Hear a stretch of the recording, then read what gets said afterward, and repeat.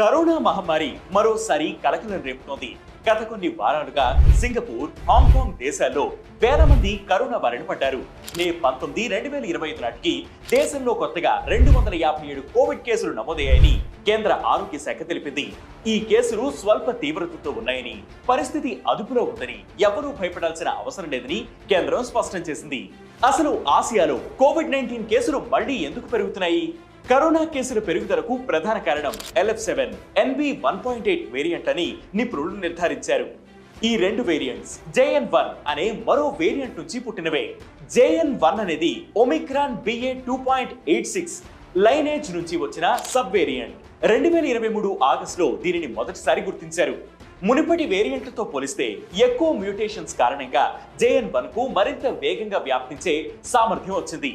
ఈ variant spike protein లో మార్పులు ఉండడం వల్ల ఇది ఇమ్యూనిటీ నుంచి సులభంగా తప్పించుకుని ఇన్ఫెక్ట్ చేయగలుగుతోందని యేల్ యూనివర్సిటీ పరిశోధకులు పేర్కొన్నారు.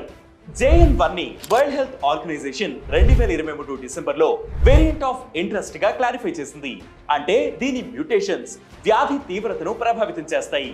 కాబట్టి దీన్ని క్లోజ్ గా మానిటర్ చేయాలి. అయితే దీనివల్ల మునుపటి వేరియంట్స్ కంటే ఎక్కువ ప్రభావం ఉంటుంది అనడానికి ఆధారం లేవు.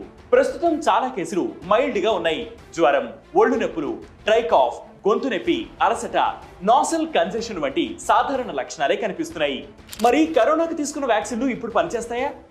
భారత్ లో కోవిషీల్డ్, కోవాక్సిన్ వ్యాక్సిన్లను ఎక్కువగా తీసుకున్నారు.